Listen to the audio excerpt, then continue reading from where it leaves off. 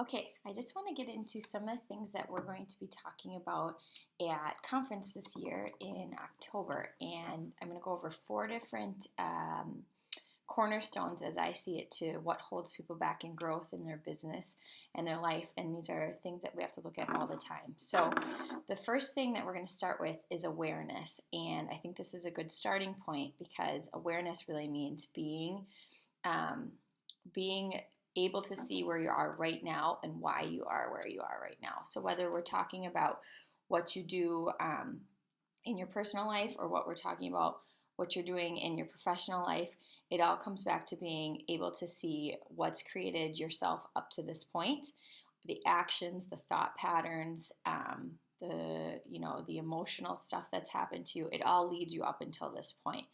And the sooner that we can see that and take responsibility for the good, the bad, the ugly, all of it, then we're able to actually look at, my kitty's coming in on this. We're able to look at what's created our life up until this point, and also what's going to create our life and change to make it different than what we've had in the past. And that's really what we're all after, right? Is growth, which would be different than the point that we're at right now. Otherwise, we'd be at the point that we desired. Does that make sense? So when we look at the awareness thing, we have to look at, if we're talking about business, we need to look at stats, right? So I'm a chiropractor and own some chiropractic offices. So for stats, we're always looking at, how many visits did we see during the week? How many new patients have come in during the week? What were the collections like? And by looking at this on a daily basis, we keep a tone to the practice. So in any sort of business, there should be stats probably daily and especially weekly to see when you're up, when you're down, and it's a monitor to where you're at. And that way, if you have a goal for the week or a goal for the month, you're able to check in and see how you're doing. And I highly recommend having those goals because it's what helps our brain lock on to what we're trying to create, right? And that's really what this is all about, is helping ourselves put the right procedures and thought processes in order to elevate to the next level. So, stats are a big one that we see. The other thing is to have an awareness of, what might be holding you back. And this is hard because sometimes it's stuff that we don't want to deal with. It's not always fun to be aware of everything, right? Most people are going to go through some uncomfortable patterns, uncomfortable things that they have to deal with in order to elevate to the next level. But if they didn't do this, they would stay stuck where they're at, right? So, one of the things that I'm constantly helping others look at is, we see people that we put on a pedestal, or like their life must be great, or they have a bigger business than me, yada, yada, yada. And we're unable to see how much work and how much effort has gone into that person getting to the point that they're at. We just think everything must have been easy for them, or we just want their life. But for everyone that's successful, pretty much hands down, there is a ton of hard work that went in there, and a ton of probably messing up, screwing up, and seeing where they could do it better, and then making the change and moving forward. So, to want the end result without having to go through, the pain yourself, or the hard times of learning how to grow up to that level isn't possible. So, if we want, and we say that we want our business to grow, what are we willing to sacrifice in order to get there?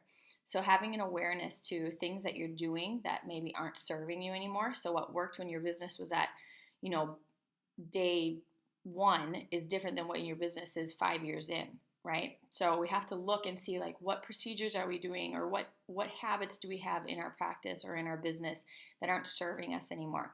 Maybe it's an employee that doesn't serve us anymore. Maybe they worked at a different stage of business, but now they're holding you back. And unfortunately, everyone has to have, the authority to deal with that, and the I guess the guts to look someone in the face and say, you need to step it up, or this is the direction we're headed, and it doesn't seem like we are a good match anymore.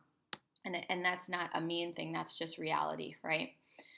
So again, when we come back to awareness, start really looking deeply at not only assuming responsibility for everything that's come into your life up until this point, and then looking at what were the blessings in all of it, even the things that you labeled as bad, and how do they serve you now to move on to the next level of growth, because growth only comes with change, right? So we need to really become aware of where we're at today in order to become aware of where we want to be at in 6 months to a year.